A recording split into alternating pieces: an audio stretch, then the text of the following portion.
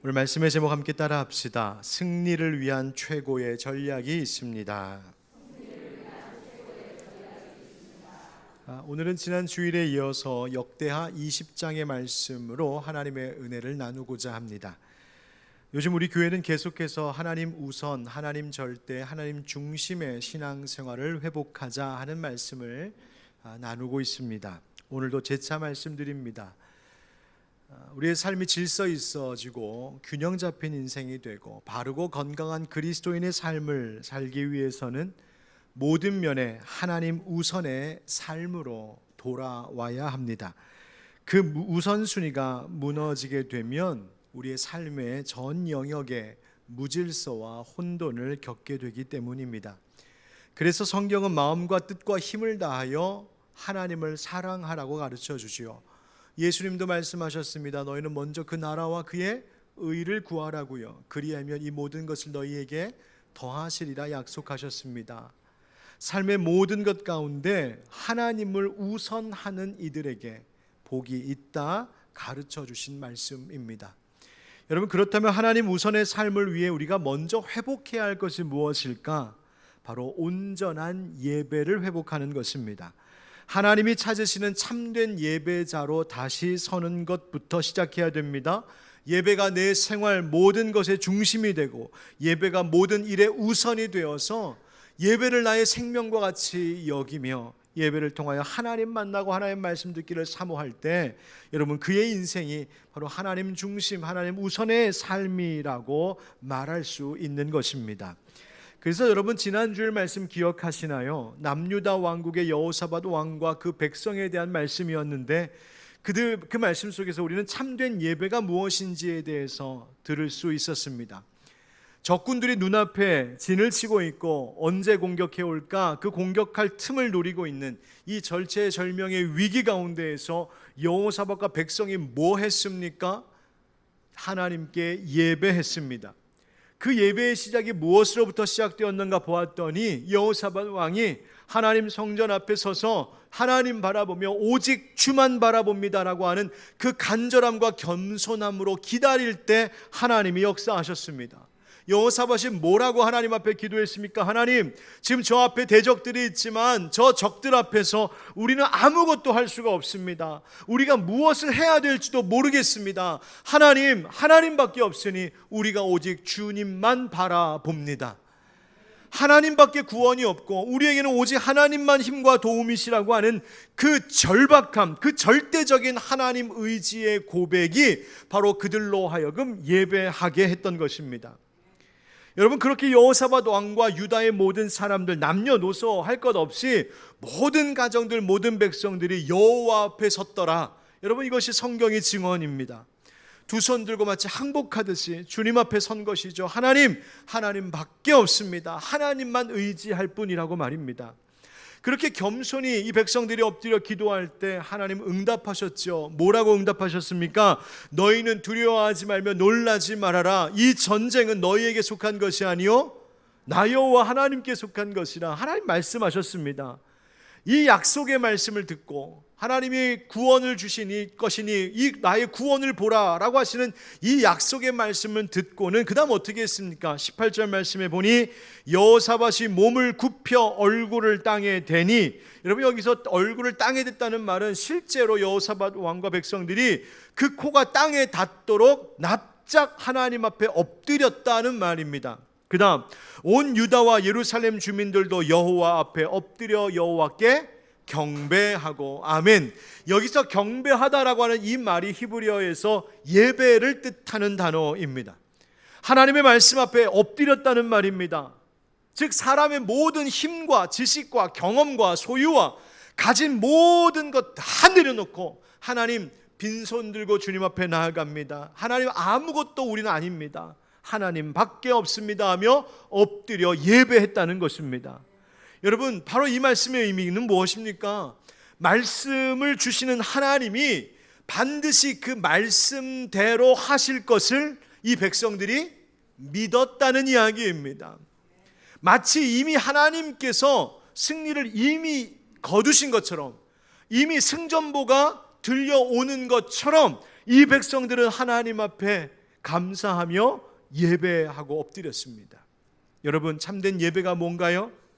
내가 의지하고 내가 바랄 소망 오직 하나님뿐임을 고백하며 간절히 그분의 은혜와 말씀을 기다리는 것입니다.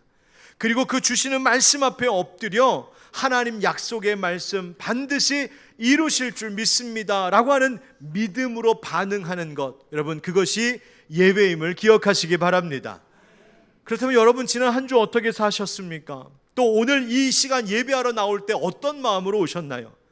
정말 여러분의 마음속에 하나님 정말 그렇습니다, 나에게는 오직 하나님밖에 없습니다, 주님만 바라봅니다 라고 하는 고백 가지고 지금 나오셨습니까? 아니면 내 인생에 내가 이것도 할 수 있고 저것도 기대할 수 있지만 뭐 그 중에 하나라고 하는 여러 선택 중에 한 옵션 정도로서 하나님을 여기면서 나오셨습니까? 유다의 백성들이 남녀노소 할 것 없이 모두가 여호와 하나님 앞에 섰답니다. 하나님밖에 없다는 말입니다. 여러분, 우리는 어떤가요? 우리의 가족들, 부모 자녀 할 것 없이 우리 모두가 여호와 하나님 앞에 서 있습니까? 아니면 그냥 세상 쳐다보고 있고 서로 쳐다보고 있고 사람만 쳐다보고 있지는 않습니까? 진정한 참된 예배자가 된다는 것, 그 예배자의 마음속에는 이 절대적인, 이 절박한 심정이 있어야 합니다. 탕자의 이야기가 생각납니다. 여러분, 탕자가 아버지 유산을 다 미리 받아가지고 세상으로 나갔다가 허랑방탕한 세월 보내죠. 인생 실패했습니다. 그리고 결국 회개하고 아버지께로 돌아오지 않습니까? 근데 여러분, 그 돌아오는 아들, 이 탕자의 마음, 그 심정이 어땠을지 혹시 상상해 보셨나요? 그 낮아지고 낮아진 마음, 가난하고 가난해진 마음, 그 심정에 이런 말 하지 않았겠습니까? 이제는 아버지밖에 없구나. 아버지께로 돌아가지 않으면 나는 차라리 죽는 게 낫지. 아버지가 나 받아주시지 않으면 나는 끝이다. 아버지가 나를 내쫓으시면 나 갈 곳 없으니 아버지께 이 집에 종으로라도 있게 해달라고 부탁드려야겠다. 그 마음 가지고 탕자가 아버지께 돌아오지 않았습니까? 그 아버지에 대한 절박한 마음, 그 절대적인 마음, 여러분, 그것이 바로 예배자가 가져야 할 마음입니다. 여러분, 찬송가 280장 우리 잘 아는, 참 좋아하는 찬송인데요, 전부여 의지 없어서 손 들고 옵니다. 주 나를 외면하시면 나 어디 가리까? 하나님, 나 어디 가겠습니까? 여러분, 우리가 찬송이 개정되기 전에는 좀 순화해서 주 나를 외면하시면 그랬지만 옛날에는 좀 세게 했습니다. 주 나를 그건 생선 박대가 아닙니다. 구박하듯이, 천대하듯이, 하나님 나 외면하시면 어떡합니까? 하나님 나 내쫓으시고, 하나님 나 죄 많다고, 나 허물 많다고, 나 인생 실패한 자라고 하나님 받아주시지 않는다면 나 어떻게 합니까? 하나님밖에 없습니다. 하나님밖에 없습니다. 여러분, 그 마음으로 불렀던 찬송이 바로 찬송가 280장입니다. 여러분, 우리가 예배할 때 그래야 한다는 것입니다. 하나님, 정말 당신께서 나 도와주시지 않으면, 당신의 내 손 잡아주시지 않으면 나는 아무것도 아닙니다. 그러니 하나님, 날 받아주십시오. 하나님, 말씀 주십시오. 말씀대로 될 줄 믿습니다.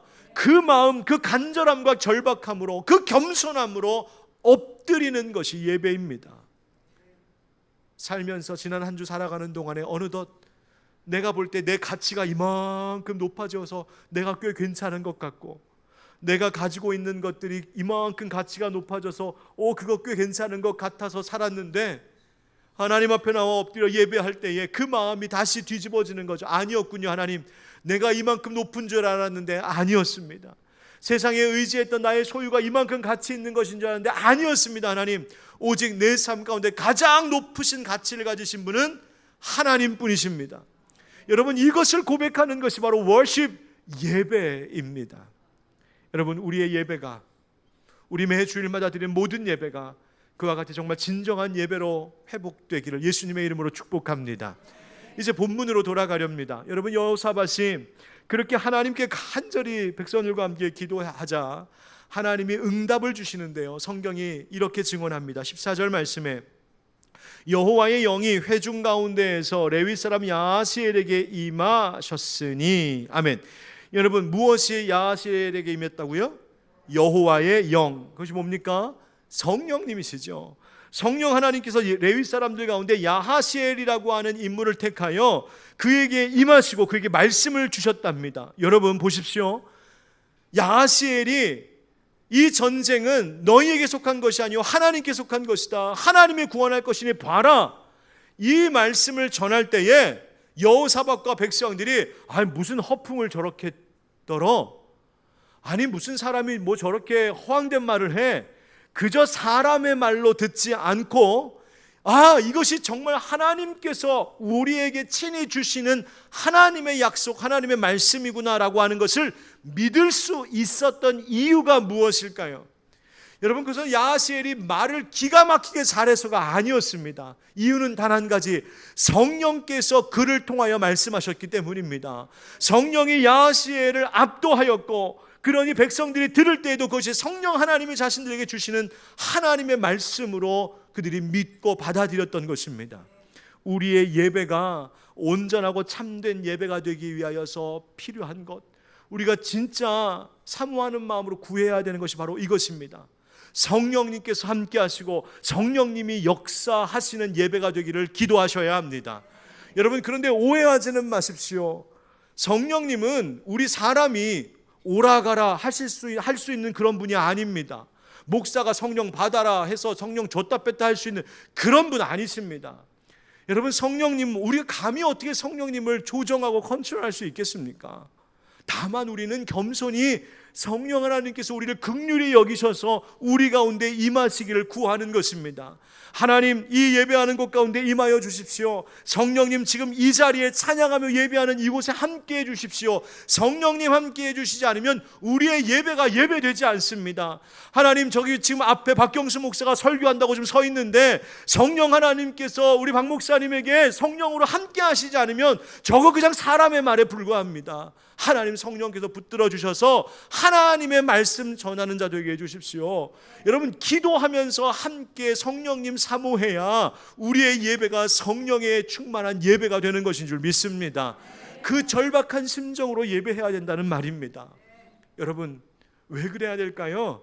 바로 성령의 임재와 이끄심만이 예배를 참된 예배 되게 하기 때문에 그렇습니다.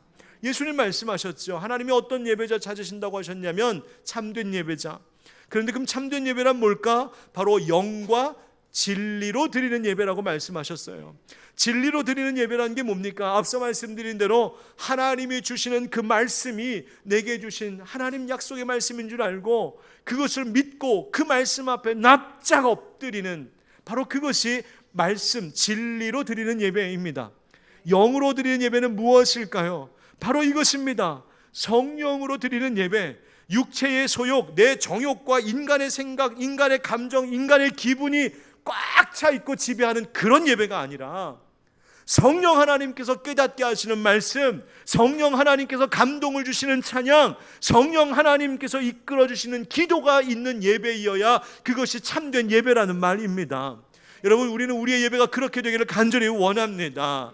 그저 예배 드리는 내내 계속 우리의 마음이 콩밭에가 있고 우리의 마음속에 의심과 불안과 걱정, 염려, 이런 감정들만 가득 차 있어서 하나님 말씀 하나도 들리지 않는 그런 예배 말고, 세상의 즐거움, 세상의 재미, 거기에 온통 관심이 다 쏟아져 있는 그런 상태로 앉아있는 예배 말고, 우리의 비고빈 마음, 낮아진 마음, 탕자처럼 가난한 그 비어진 심령 가운데 하나님 은혜 주십시오, 당신밖에 없습니다라고 하는 그 절박한 심정으로 드린 예배자 가운데 성령께서 함께 하셔서 감동하시는 예배, 그래서 삶의 가치가 오직 하나님께 있음을 다시 한번 깨닫고 고백하게 되는 예배, 여러분, 그런 예배가 되어야 할 줄 믿습니다.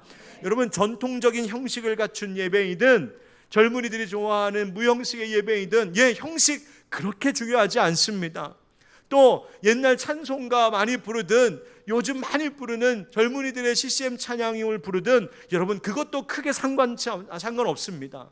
진짜 중요한 것은 뭐냐면 어떤 형식의 어떤 예배를 드리든지 간에 그 예배 안에 나를 구원하신 예수 그리스도께서 계신지, 그 예수 그리스도에 대한 나의 뜨거운 사랑과 열정이 살아있는지, 그저 내 감정과 기분에 따라서 왔다 갔다 하는 그런 예배가 아니라 하나님 말씀 진리의 반석 위에 우뚝 서는 그런 반석 같은 믿음을 다짐하는 예배가 있는지, 여러분 그 예배, 성령께서 임하셔서 역사하시는 예배가 참된 예배인 줄 믿습니다. 여러분, 그런데요, 성령께서 역사하시는 예배 가운데 나타나는 특징이 하나 있습니다. 그 한 가지는 앞서 말씀드린 대로 진리의 말씀이 선포되는 것, 이거니와 더하여 성령께서 역사하시는 예배 가운데는 정말 뜨거운 찬양이 있습니다. 여러분, 그냥 함께 모여 부르는 찬양도 물론이거니와 한 주간 동안 살아오는 동안에도 정말 예배자로서 내 삶 가운데 늘 찬양 가운데 살다가 그 찬송에 젖어 있다가 그 기쁨과 그 감사와 감격을 가지고 다시 주님 앞에 나와서 기쁨으로 감사하며 찬양하는 예배, 또 그런 예배자가 된다면 여러분, 바로 그것이 하나님을 우선으로 여기는 삶의 한 모습인 것입니다. 여러분, 오늘 본문 이야기가 바로 그것이에요. 하나님께서 성령의 감동으로 이 야하시엘이라고 하는 사람을 통하여 말씀을 주셨지요. 이 전쟁은 나에게 속한 것이니 두려워하지 말아라. 너희가 나 여호와가 구원하는 것을 보리라. 하나님 말씀하셨어요. 그러자 그들이 여호와께 엎드려 경배했다 이렇게 되어 있죠. 근데 그것만이 아니었습니다. 오늘 본문 19절 말씀에 이렇게 되어 있습니다. 그핫 자손과 고라 자손에게 속한 레위 사람들은 서서 심히 큰 소리로 이스라엘 하나님 여호와를 찬송하니라. 아멘.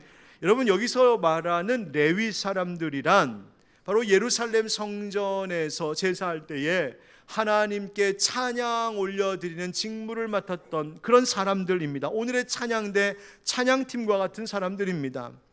그들이 엎드려 하나님 앞에 예배하다가 일어나 하나님을 찬양하기 시작했는데, 성경은 뭐라고 말하냐면 구체적으로 이렇게 말합니다. 서서 심히 큰 소리로 찬송하니라. 여러분, 지금 이 사람들이 어떤 상황이에요? 전쟁 가운데 있습니다.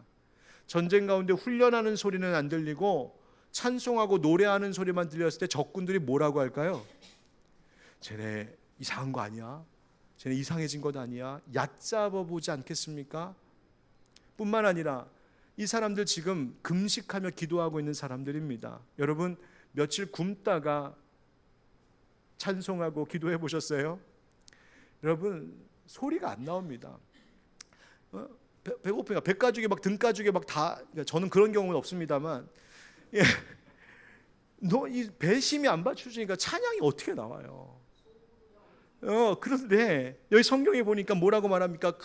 큰 소리로 여호와 하나님을 찬양했다고요. 한 주석에는 이 구절을 이렇게 설명해 주더군요. 그들은 마치 하늘에 올라갈 정도의 고음과 예루살렘 성읍 전체가 떠나갈 듯한 큰 목소리로 여호와를 찬양했던 것입니다. 아니, 어떻게 그럴 수 있었을까? 어떻게 말하는 것도 힘들었을 텐데 어떻게 큰 소리로 높은 음으로 예루살렘이 흔들릴 정도로 하늘의 보좌에 닿을 정도로 그렇게 찬양할 수 있었을까? 이유는 단 하나밖에 없습니다. 하나님께서 야하시엘을 통하여 주셨던 그 말씀, 그래서 그 말씀을 통하여 성령께서 주시는 확신과 그 기쁨이 그들의 가슴 가운데 벅차오르니 하나님을 찬송하지 않을 수 없었습니다. 이미 승리한 것과 다를 바 없는 하나님의 약속의 말씀을 받으니 우린 이겼구나, 이 싸움에서 우리는 안전하구나, 이 확신과 믿음이 불러일으켜지니 하나님 찬양하지 않을 수가 없는 거죠. 그 영혼 깊은 곳에서 찬양이 터져 나왔던 것입니다. 그런데 여러분, 이들의 찬송이 여기서 끝나지는 않습니다. 이튿날이 되자 이제 하나님의 명령대로 유다 백성들이 전쟁터로 이제 나아갈 준비를 합니다. 그런데 그때의 모습을 또한 성경이 이렇게 증언합니다. 20절 말씀, 여러분 이 말씀 우리 한번 같이 읽어보실까요? 시작. 이에 백성들이 아침에 일찍 일어나서 나갈 때에 여호사밧이 서서 이르되 유다와 예루살렘 주민들아, 내 말을 들을지어다. 너희는 너희 하나님 여호와를 신뢰하라. 그리하면 견고히 서리라.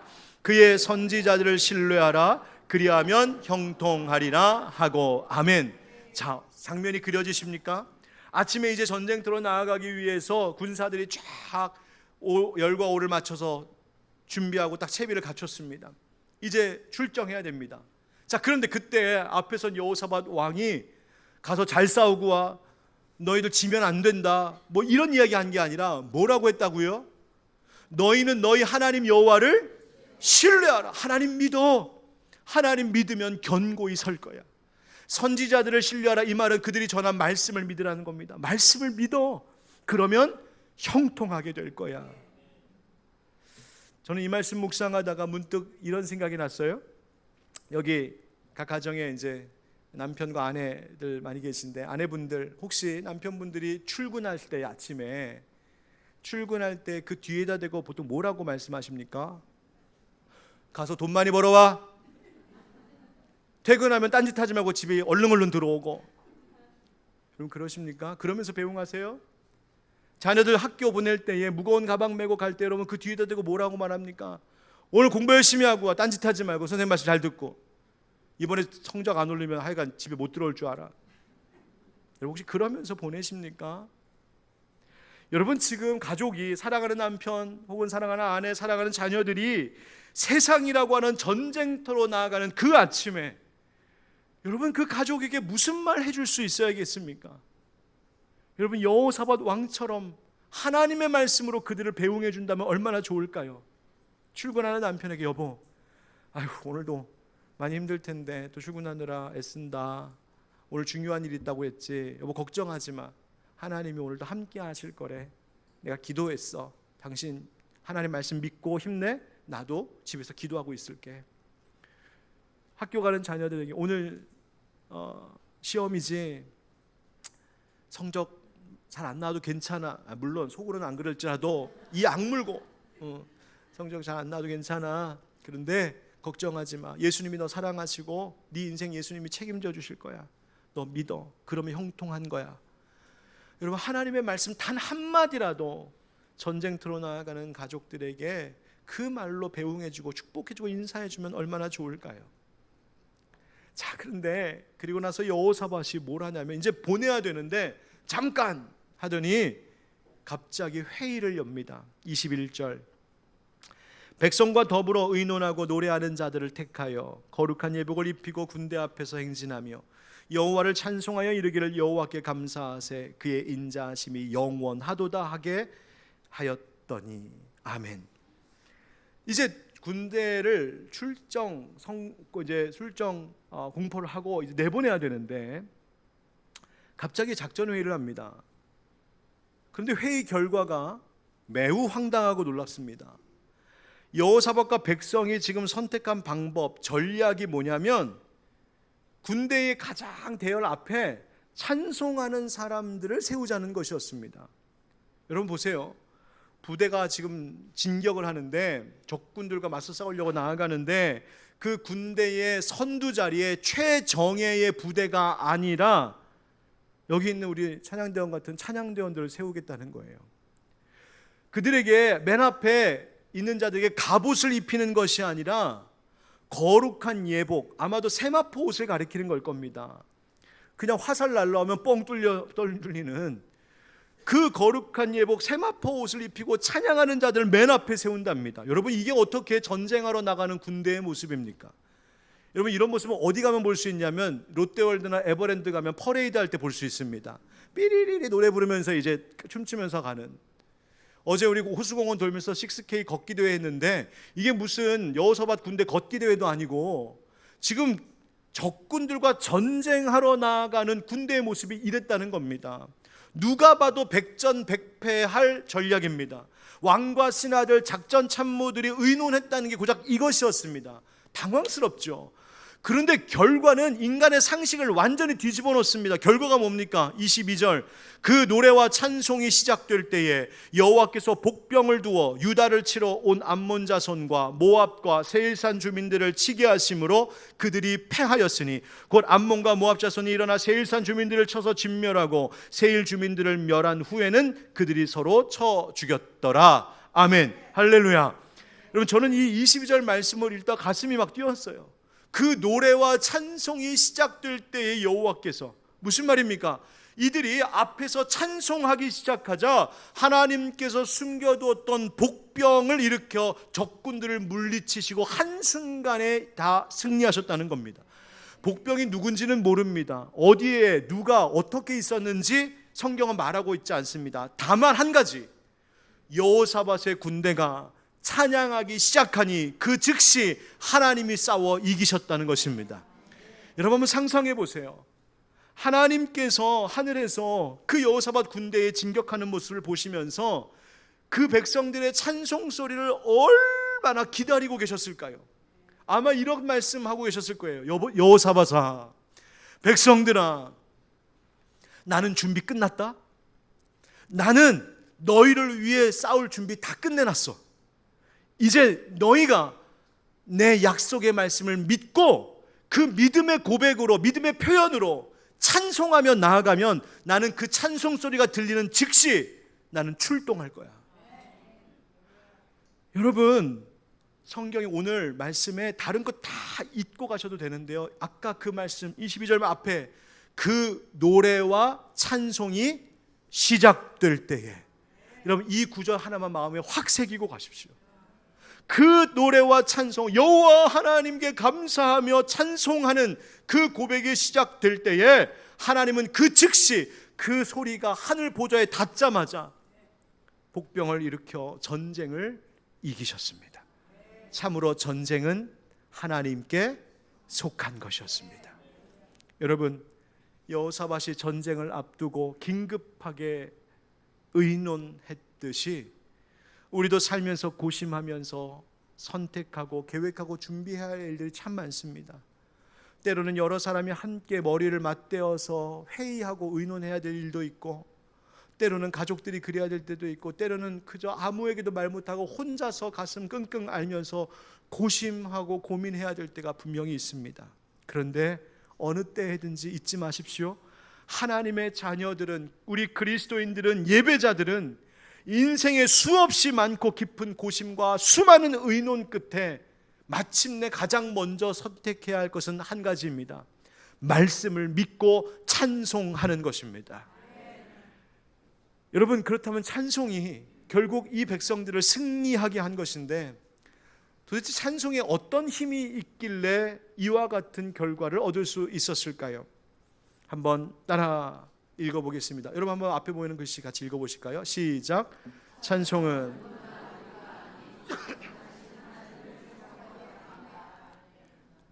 삶의 어려움에 자꾸 부딪히다 보면, 인생의 힘든 일을 연거푸 계속 만나다 보면 우리의 시선이 점점점 땅으로 떨어집니다.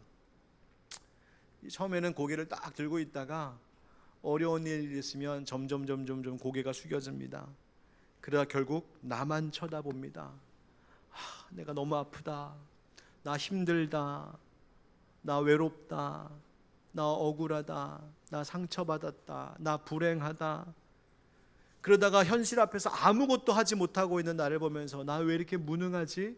나 왜 이렇게 무지하지? 왜 이렇게 연약하지? 그냥 나만 쳐다보고 있습니다.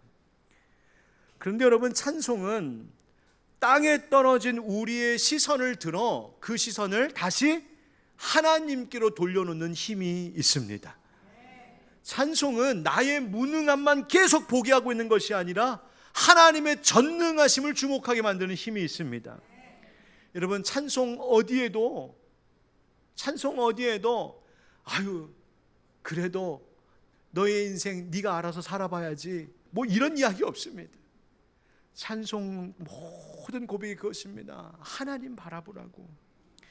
그런데 여러분, 요즘 우리의 찬양 찬송을 보면 너무 좋은 찬양도 많이 나오지만 때로는 좀 아쉬운 면도 없지 않아 있습니다. 왜 그러냐 하면 여러분 1900년대 초에 하나님의 사람이라고 하는 별명을 얻을 정도로 하나님께 귀하게 쓰임 받으셨던 말씀의 사역자가 있습니다. 미국의 A.W. 토저라고 하는 목사님이신데요, 그 토저 목사님의 책이 많이 번역되어서 한국에는 많이 나와 있습니다. 그 중에 오래전에 나왔던 책인데 책 제목이 이렇습니다. 예배인가 쇼인가? 우리가 지금 예배를 드리고 있는 게 맞는가, 아니면 혹시 예배를 빙자한 쇼에 불과한 것은 아닌가, 사람에게 보이고자 하는. 제목이 그래요. 그런데 그 제목의 책 가운데 이런 이야기가 나옵니다. 소제목에 나를 찬양하지 말고 하나님을 찬양하라라고 하는 그 챕터에 이런 말입니다. 과거의 사람들은, 과거의 그리스도인들은 거룩 거룩 거룩 전능하신 주여 또는 영광의 왕께 다 경배하며와 같은 찬송가를 부르며 하나님의 위대하심을 선포했습니다. 그러니까 찬송은 뭐 하는 거라는 말입니까? 하나님의 위대하심을 선포하는 게 찬송이에요. 그런데 그 언젠가부터 우리는 오직 우리 자신에 대하여 이야기하는 잘못된 상태에 빠지고 말았습니다. 예를 들면 찬양에 이런 가사만 계속 있는 거예요. 나는 기뻐요, 나는 복 받았어요, 나는 행복해요, 나는 즐거워요. 찬송은 분명히 하나님 바라보아야 되는 것인데 어떻게 하다 보니까 자꾸 나만 보게 만드는, 그래서 그런 것 말하느라 바쁩니다. 모든 것이 나를 중심으로 돌아가 버리게 되었습니다. 안타깝게 이 글을 썼던 것을 보았습니다. 여러분, 진정한 예배의 찬양을 회복해야 되는데 그것은 뭐냐면 그냥 나만 쳐다보고 나 위로받고 나 즐겁고 나 감동받고 내가 복받고 나 신나고, 여러분 그런 찬송 아니라 진정한 예배의 찬양이란 하나님 높이고 예수 그리스도께서 행하신 일이 무엇인지를 선포하고 성령님의 임재와 충만함을 구하는 그런 예배, 그런 찬송, 여러분 그것이 우리 가운데 회복되어야 할 줄 믿습니다. 찬송의 힘이 거기 있거든요. 하나님 높이는 것, 하나님 높이는 것. 그래서 그 높으신 하나님께 내 삶의 전쟁과 같은 일들을 맡기는 것, 그렇게 찬송하는 자들 하나님이 승리케 하실 줄 믿습니다. 두 번째 한번 같이 읽어주실까요? 시작. 찬송은, 여러분 한번 상상해 보세요. 여호사밧 군대 쫙 행진할 때 그 사이에 여러분도 끼어 있다고 한번 생각해 보세요. 얼마나 무섭겠습니까? 얼마나 덜덜덜 떨리겠습니까? 저 적군들 앞으로 나아갑니다. 너무 무섭고 떨려갖고 옆에 봤더니 옆 사람도 막 덜덜덜 떨고 있고, 무섭고 떨리는 사람들이 지금 무리를 지어서 가고 있습니다. 그런데 저 앞에 갑자기 찬양대가 찬양을 부르기 시작합니다. 여호와는 위대하시다.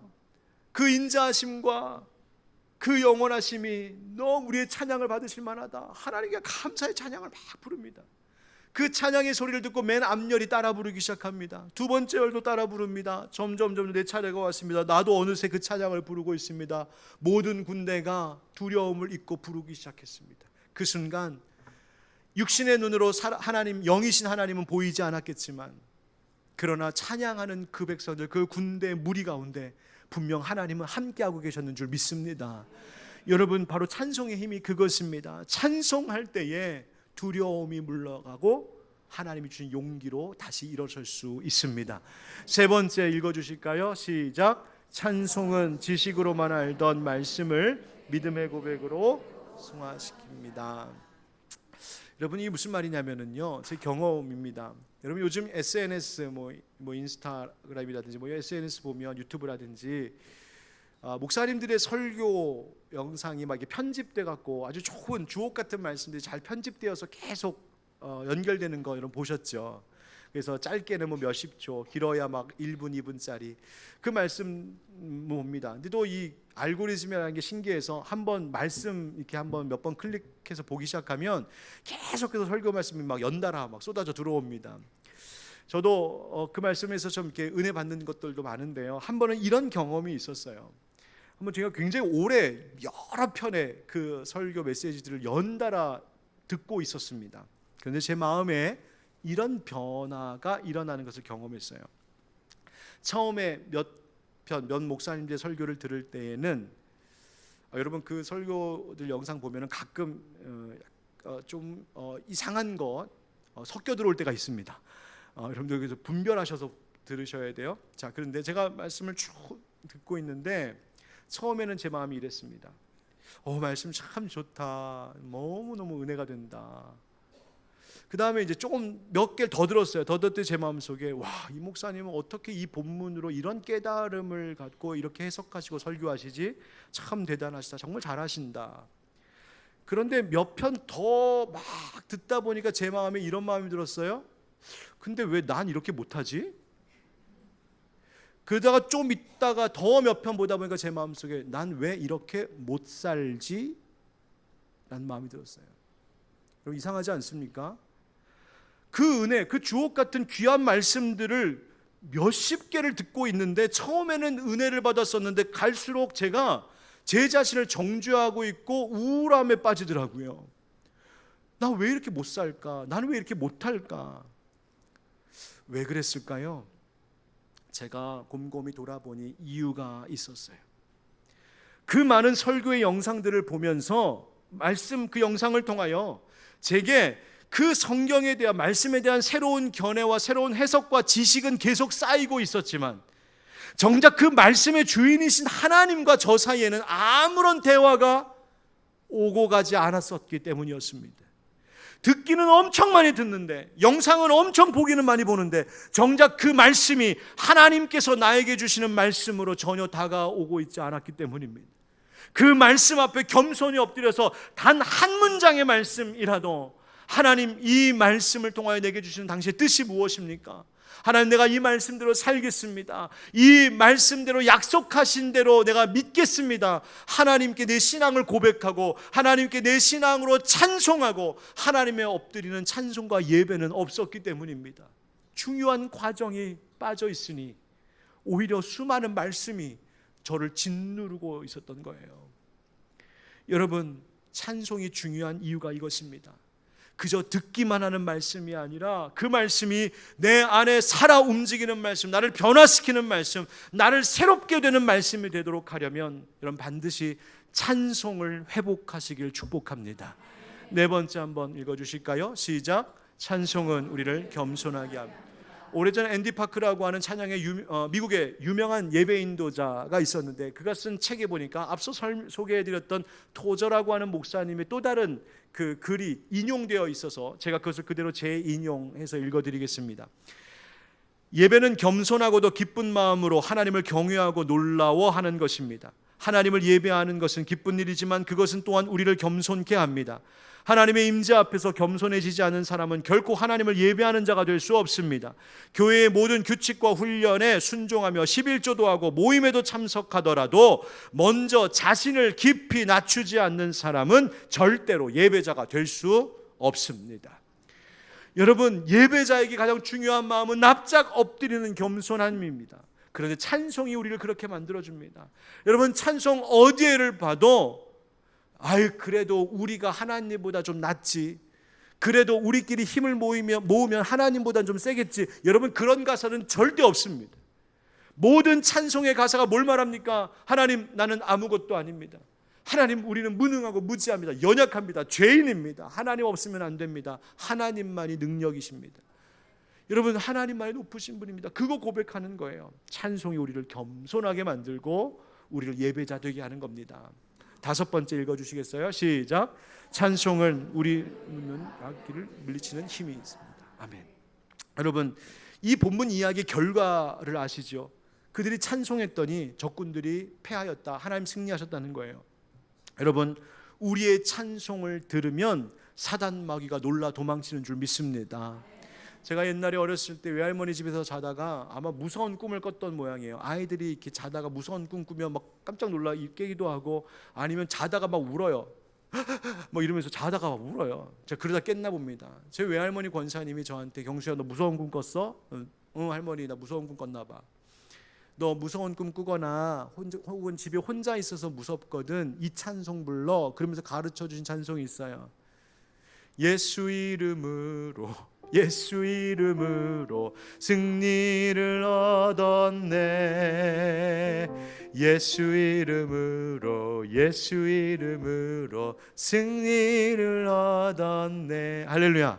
아멘. 예수 이름으로 승리를 얻었네.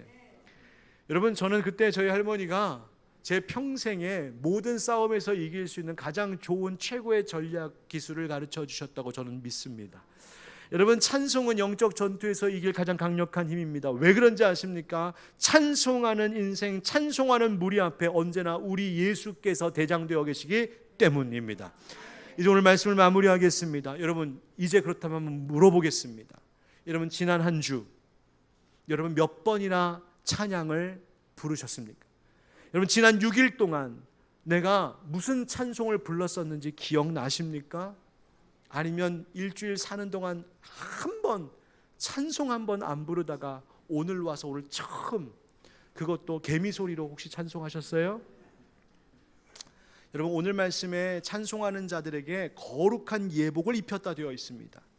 여러분 우리도 하나님께서 거룩한 옷 입혀주셨습니다. 무슨 옷? 바로 예수 그리스도의 의의 옷이 그 옷임을 믿으시기 바랍니다. 허물과 죄 많은 우리들을 위해 피 흘려 죽으신 예수님의 은혜가 우리를 덮는 의의 옷이 되었으니 여러분 예수님께서 주신 은혜의 옷, 의의 옷보다 더 강력한 갑옷은 없음을 믿으시기 바랍니다. 하나님께서 예배하는 자들에게 주시는 약속의 말씀이 그 어떤 무기보다 강력한 성령의 검임을 믿으시기 바랍니다. 그래서 찬송하셔야 합니다. 히브리서 13장 15절 말씀에 그러므로 우리는 예수로 말미암아 항상 찬송의 제사를 하나님께 드리자. 이는 그 이름을 증언하는 입술의 열매니라. 아멘. 여러분 오늘 말씀 기억하셔야 될 구절이 있다고 했죠. 그 노래와 찬송이 시작될 때에 여러분 찬송을 시작하십시오. 찬송을 회복하십시오. 우리의 모든 영적 싸움에 승리를 주는 최고의 전략이 우리의 모든 생활 가운데 예수 이름 높이며 찬송하는 것임을 알고 이 한 주간 찬양의 능력으로 사시기를 예수님의 이름으로 축복합니다.